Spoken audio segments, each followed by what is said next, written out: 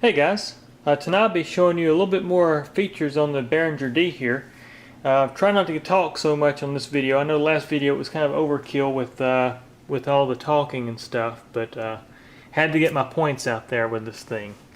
So yeah, anyways, tonight guys, I'm going to be going over all the jacks here for the CV inputs and CV outputs, as well as your triggers or your gates, so to speak, for your functionality of your envelopes. And I've got my CP-251 set up here. I'm going to be using it as an expansion. And I'm sure a lot of you are wondering, well, why aren't you using Eurorack? Well, guys, I'm not really into Euroracks, believe it or not. I'm into the full-size modular stuff. So I got like a .com there, 1/4-inch jacks. You know, I'm into the old Moog stuff. So pretty much my format is all like vintage Moogs, except for this guy right here, which is the MFB Dominion 1. And actually I have ordered cables, so I will be patching in between this guy and the Behringer Model D. So that'll be another video later on here. So anyways guys, let me start by going over these jacks here. I'll show you kind of what they do and explain them in detail for you. And like I say, this is a prototype Behringer Model D here. So things might change a little bit on production. I don't really know all the changes that are going to be made, but this is just going strictly off what I'm given right here in front of me. So we'll start at the left side here. Let me zoom in here so you can read these with me. You got your modulation source input, which is actually where you can feed a wave shape. For instance, sawtooth triangular wave, a square wave, sample and hold, and use that in place of your LFO built into this unit, where you only got triangular wave and square. So you can use this as an expansion port, and what this actually does, it allows you to actually still control the amount with your modulation wheel. So that's a really nice feature right there. So you've got that, and I'll be giving you a demonstration with this with sample and hold from the CP-251 later on here. Next one, you got your 1 volt per octave oscillator input, so you can actually do pitch controls of your oscillators with either an analog sequencer, or you can use you know, another analog synthesizer that has CV output. So you can patch in here and control this thing like a vintage setup without MIDI, so to speak. The next thing is you got an LFO CV, which is actually, this is a VCO voltage controlled oscillator based around your LFO rate, so you can actually control the speed of it using this CV input. Next thing is really nice. You can use this as also an expansion in itself, which is the LFO triangular output and the square wave output of your LFO built in. So you could actually patch these into another mini Moog if you have a mini Moog, or if you have you know, Eurorack stuff, you can patch into it and use the modulation sources out of the Behringer, which is a nice little touch. Next, you actually have your external input, which is where you can process audio, like we have mentioned in the past, which is what you can do on the mini Moog, where basically you can send audio signal in, mix it here with the volume wise, and then you can even get distortion and then feed it into your filter and sweeten up a tone using a Moog style filter, which is pretty cool. You actually got your mixer output, which is pretty cool, which is actually where you can take the raw oscillators from the mixer source here, and you're basically bypassing the filter and everything, so you can actually use the raw oscillators in another filter or another process if you wanted to do that, which is really nice. Next thing is you got your cutoff frequency CV, you got your filter control gate input, you got your filter control output, so you can actually use these contours as another as an external source for something else. So pretty nice little touch there. Same thing with your loudness control as well. You've got a gate source and a loudness control output. So you can use these things not only inside the actual Behringer, but you can send them out and use them for VCA control of your Eurorack unit, or even VCA control of a modular of any kind. So pretty nice little touch. Next, you actually got your loudness control, I'm sorry, not control, your loudness CV, which is actually controlling your VCA stage. by control voltage, which would be your volume control. And then you got your main output, which is actually just like what's on the back panel, 1/4 inch. This is just a 3.5 millimeter. So if you was using this thing in a Eurorack format, you wouldn't have to worry about those back jacks. But really, that's the inputs and outputs, guys. I'm gonna put the camera on the tripod here and just kind of walk you through some of the sounds. I am just gonna focus just on the sounds of this thing, show you some personal patches. And I'm recording at 24-bit on this one at 48 kilohertz, so it's going to be a little higher resolution. Of course, I know YouTube's going to compress it, but doing the best I can, guys, with what I've got here. But I'm recording on Cubase, and hopefully this will give you guys a better example of some of the sounds and some of the features this thing will do here. So we'll start out here, and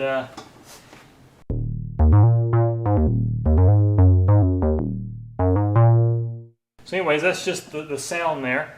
We'll start by patching into the LFO here. So I'll show you right now the LFO here. We got it set to filter. So we got something like that. So what we want to do is we want to make it have sample and hold.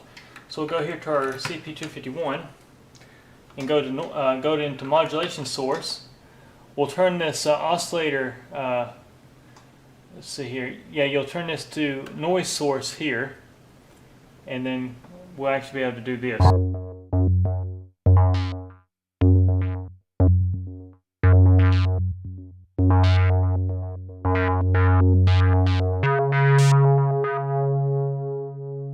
And like I said, I can control that with the modulation wheel, so I can bring it in and bring it out with the wheel.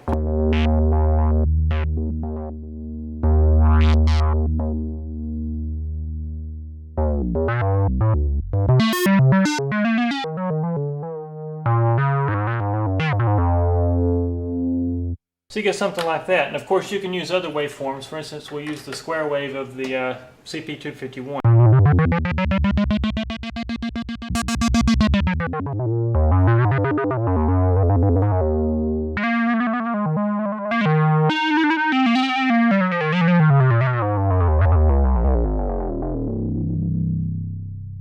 So you get something like that using the modulation source input. The next thing we can actually do, we can modulate the oscillators through the 1 volt per octave CV. And for that, what I'm going to do, I'm actually going to set the Moogerfooger up here, that's just such a funny word. I'm going to use the one of the actual attenuators here. We'll plug in input. We'll give it a triangular wave. We'll plug into the 1 volt per octave CV.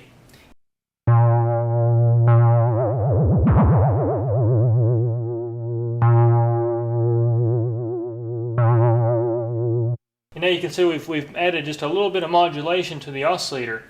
At the same time, though, we can introduce our LFO, so we can get this double kind of modulation thing happening. So here we go.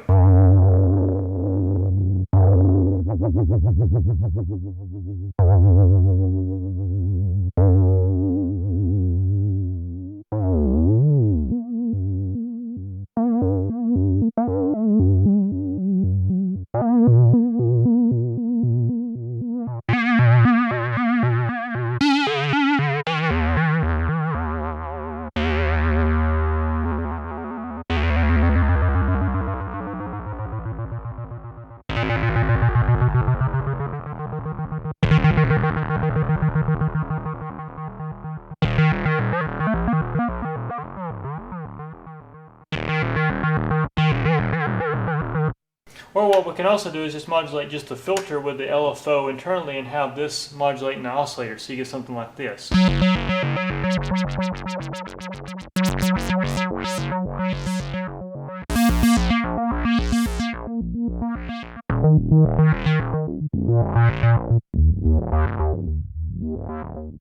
So as you can hear, it's very flexible when you start using these inputs. The next thing we can actually do, we can use the Moogerfooger here to control the frequency of this oscillator using one of these oscillators here, the LFO of the Moogerfooger. So we'll slow it down pretty slow. We'll patch into the LFO CV, and now you actually hear this thing speed up and slow down based off what the rate of the LFO is. So when it's going positive in the slope of the oscillator inside the CP-251, you'll get a faster speed, and as it goes down, you'll actually hear it slow down. So here we go.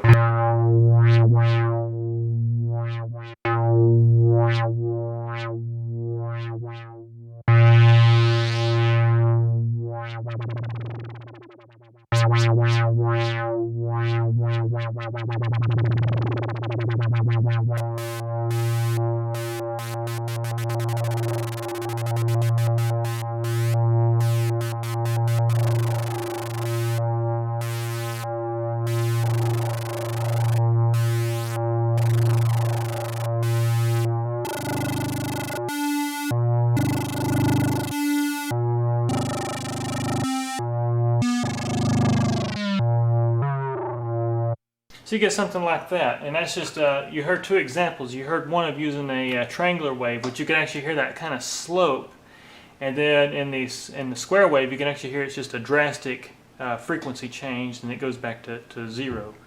So that's just an example of using something with the LFO CV, but you could use a foot pedal for that. You could use anything where you could actually manually slow and speed up the LFO just by foot control, which is something I like to do in some of my modular techniques. The next thing is you got your LFO outputs, which I had explained, where we can actually pass that to a mini Moog or some other synthesizer. And actually, I think you could probably do it the same way that we just did here. You can plug into the pedal input of the CP-251, and you could use one of these to speed up and slow down the actual LFO of the CP-251 as well. And you could do some complex patching, so you could have some things speeding up and slowing down and modulating, and you get really complex with that. So that's what those are. Next thing we'll actually do is I'll show you the cutoff CV. So we'll go here, we'll use a, I tell you what, we'll use a sample and hold for this. So we'll go here, we'll patch into this, to the cutoff CV.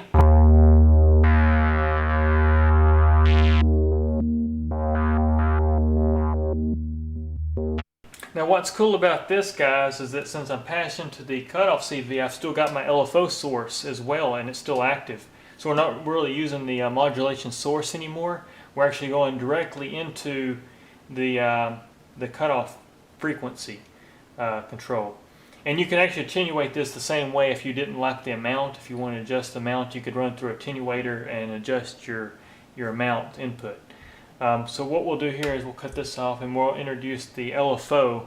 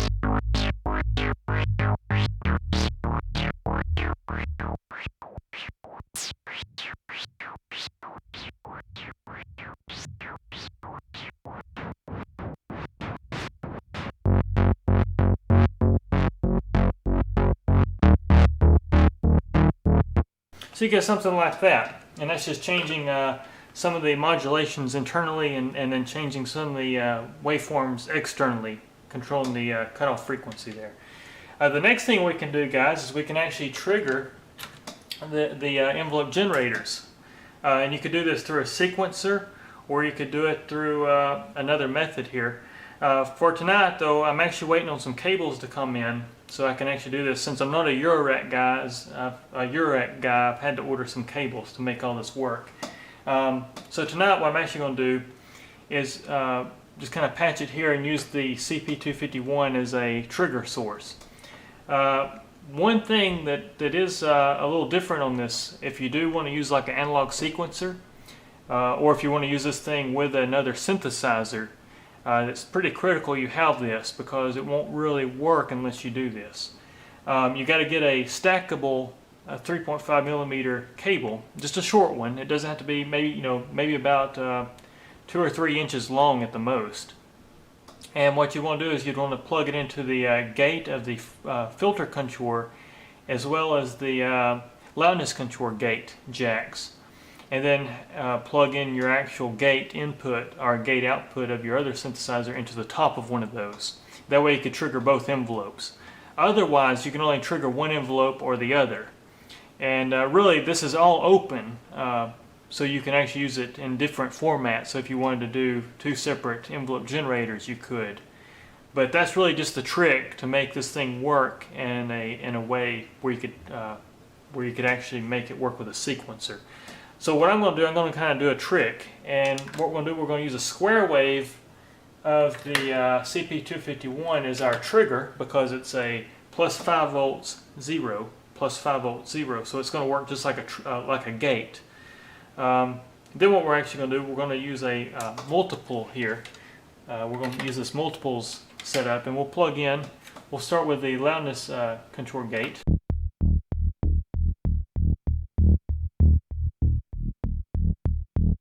Which you can hear, that's actually triggering the loudness contour. Now we're going to add a cable to trigger the actual filter contour.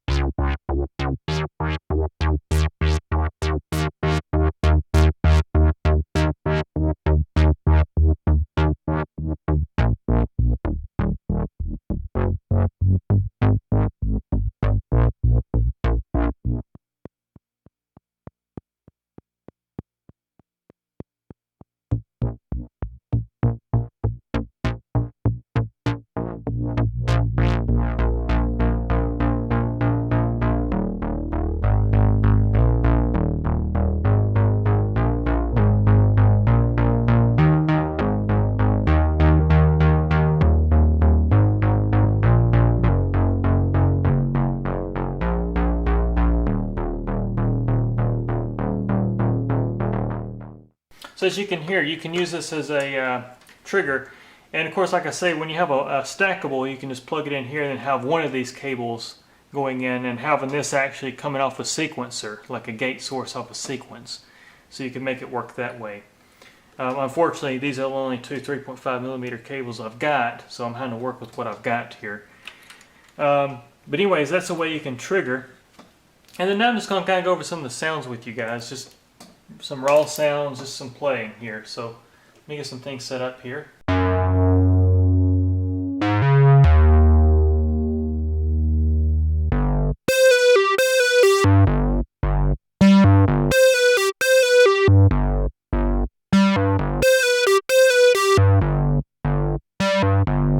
little Gary Newman for you there.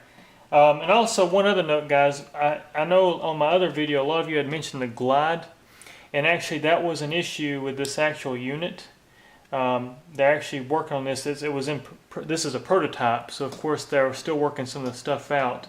I notified Behringer about that glide, and they've already fixed it. So the glide is no longer an issue. You can actually go all the way to 0 now.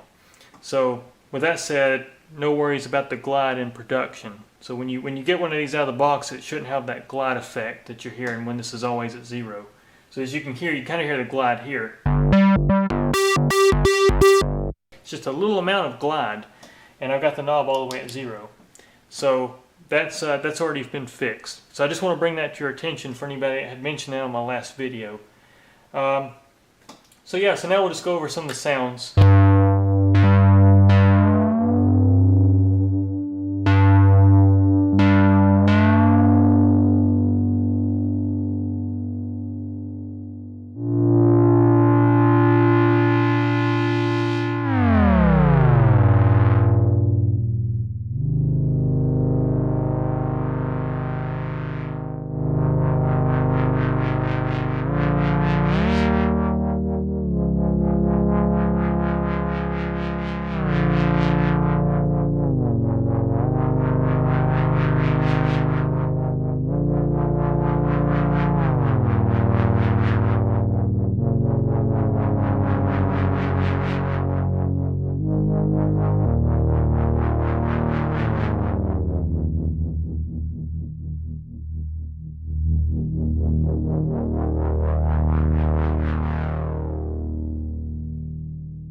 And of course you can hear that noise source too. I never did really go over the noise source in my last video, so you can hear.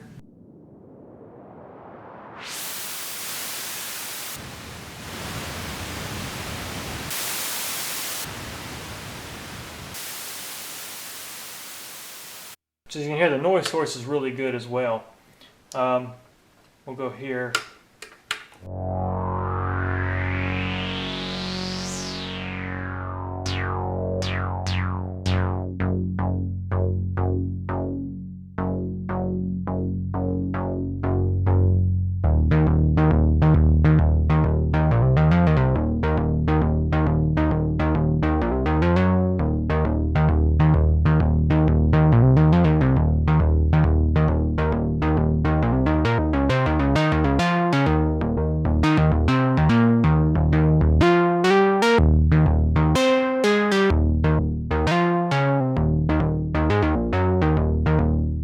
As you can hear, it's just really thumpy. It's got that good bass to it. It's just a really good little synth, guys. But anyways, I just want to take a minute and go over some of the patching capabilities of this, and you know, I'll eventually have a video, I'm sure, where I'm running a sequence and showing you some stuff. But this is just some real useful stuff for you guys. But anyways, as always, I appreciate you watching. I appreciate the support, and thanks very much for watching, guys. Really do appreciate it. Take care.